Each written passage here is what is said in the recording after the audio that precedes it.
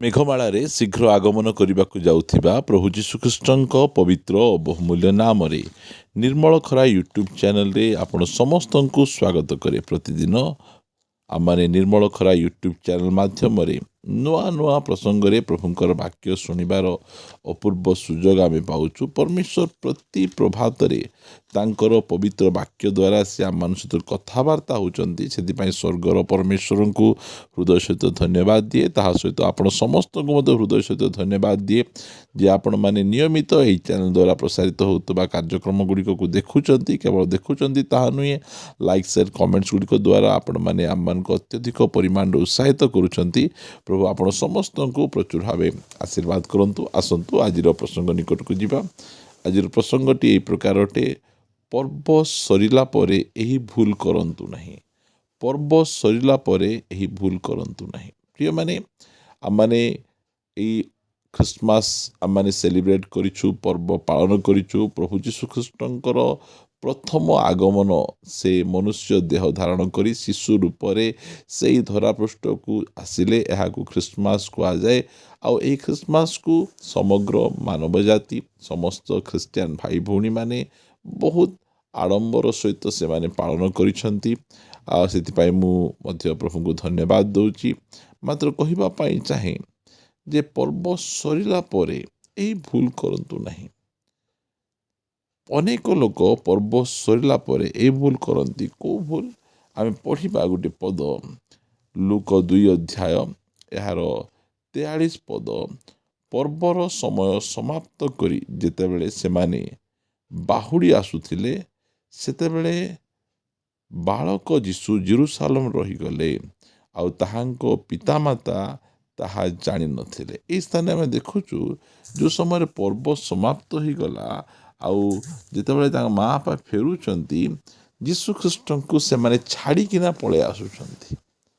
ଅନେକ ସମୟରେ ଯେତେବେଳେ ପର୍ବ ସରିଯାଏ, ଲୋକମାନେ ପ୍ରଭୁଙ୍କୁ ଛାଡ଼ି ଦିଅନ୍ତି, ପ୍ରଭୁଙ୍କୁ ପାଶୋରି ଦିଅନ୍ତି, ଆଉ ପ୍ରଭୁଙ୍କ ସହିତ କୌଣସି ପ୍ରକାର ସମ୍ପର୍କ ରଖିବା ପାଇଁ ମଧ୍ୟ ସେମାନେ ଆଗ୍ରହ କରନ୍ତି ନାହିଁ। ଯେଉଁ ପ୍ରକାର ଭାବରେ ବର୍ଷା ଦିନ ଆମେ ଛତାକୁ ବ୍ୟବହାର କରୁ, ଆଉ ତାପରେ ରଖିଦେଉ।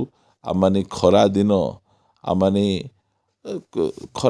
ଖରା ପୋଷାକ ଆମେ ପିନ୍ଧିବା ପାଇଁ ଚାହୁଁ, ଶୀତ ଦିନ ଶୀତ ପୋଷାକ ଆମେ ପିନ୍ଧିବା ପାଇଁ ଚାହୁଁ।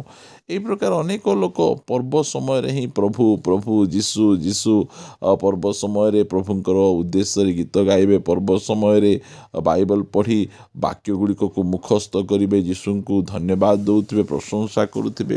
ମାତ୍ର ଯେଉଁ ସମୟରେ ପର୍ବ ସମାପ୍ତ ହୋଇଯାଏ, ସେଲିବ୍ରେସନ୍ ସମାପ୍ତ ହୋଇଯାଏ, ଏହାପରେ ସେମାନେ ଯୀଶୁଖ୍ରୀଷ୍ଟଙ୍କୁ ଛାଡ଼ି ଦିଅନ୍ତି। ଏହି ସ୍ଥାନରେ ଆମେ ଦେଖୁଥିଲୁ ଯେ ମରିୟମ ଆଉ ଯୋସେଫ ପ୍ରଭୁ ଯୀଶୁଖ୍ରୀଷ୍ଟଙ୍କ ମନ୍ଦିରରେ ରହିଯାଇଛନ୍ତି।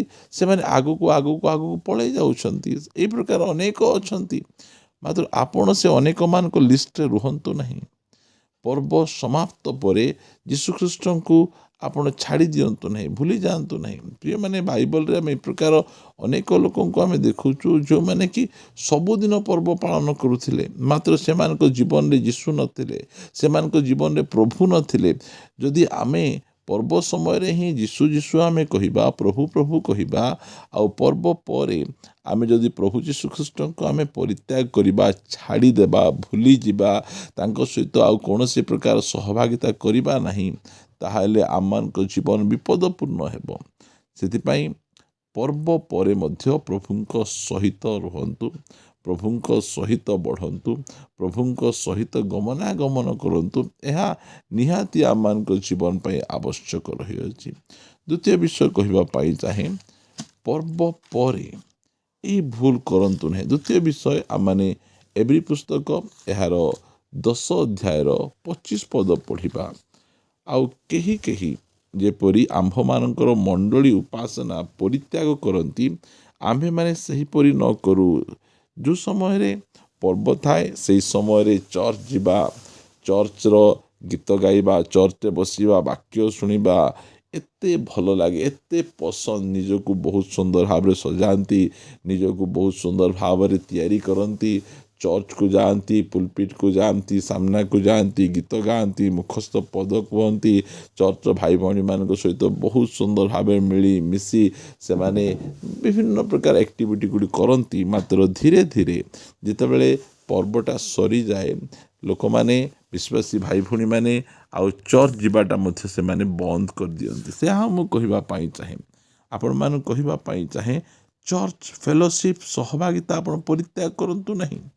केवल पर्व समय ही उद्योगी हेबे, पर्व समय गीत गाइबे, पर्व समय चर्च जीवे आपर जदि आपण जीवे नहीं यह आपण निमंते बिल्कुल भल ना। से लिखागला आउ कहीं कहीं जेपरी आम्भमान मंडली उपासना परित्याग करती आम्भे माने सेपरी न करूँ से लिस्ट आम न थाऊ बरम परस्पर को उत्साह देऊ। विशेषतः जितेबाला तुम्हें माने जानो कि प्रभुंकर दिन निकटवर्ती होई आसुअछि बोली देखुअछ। प्रिय माने प्रभुंकर दिन निकटवर्ती आसुछि। जो प्रभु जीशु ख्रीष्ट मंडली को नेबापे आसुछंती जदि आमे केवल पर्व समय ही चर्च को जीवा अन्य समय मंडली सहभागिता को परित्याग आमे करिबा कोनोसी प्रकार भाव में अंशग्रहण करिबा नहीं। केबे गोटे रविवार दिन गोटे आमे चर्च को आमे पळै जीवा। आज अनेक यही प्रकार ख्रिस्टियन भाई भौणी मैंने अच्छी से माने क्रिसमस समय चर्च को जीवे, गुड फ्राइडे समय चर्च को जीवे, जो समय रिजेक्शन डे थी से समय चर्च को जीवे। से माने केवल यही 3टा दिन ही से चर्च को से जीवाई पसंद करती। जो समय गुड फ्राइडे पड़ा आसे से समय से माने उपवास करती, कांदती, कौन सी नॉनवेज खाती नहीं, यही प्रकार जीवन यापन करती। जदि आमे केवल पर्व समय ही आमे मंडली सहभागिता रहिबा अन्य समय मते समय नहीं मु बहुत व्यस्त मु चर्च को आसीपारि नहीं ताहले ताहा मान पे विपदपूर्ण। जदि मंडली रे आमे रहिबा नहीं ताहले आमे आगमन रे आमे कि प्रकार आमे जाई परिबा। सेति पर्व समय रे आपण यही भूल करंतु नहीं, प्रभु को परित्याग करंतु नहीं, प्रभु सहित लगी रुहंतु। प्रभु सहित आमे लगी रहिबा बलवान हेबा, शक्तियुक्त हेबा, शैतान उपरे आमे जयलाभ करि परिबा। आ मंडली सहभागिता थिले आमे रेप्चर पाई निजको आमे प्रस्तुत करि परिबा। प्रिय माने जदि आपण मंडली सहभागिता रहिबे ताहले आपण आत्मिक भाव में जली पारिबे, आपण आहुरी अधिक उत्तप्त रही पारिबे। सेति पर्व समाप्त परे यही 2टा भूल करंतु नहीं। प्रभु को पासरी जातु नहीं, प्रभु को परित्याग करंतु नहीं। आ द्वितीय रे मंडली सहभागिता को मध्य आपण छाड़ंतु नहीं।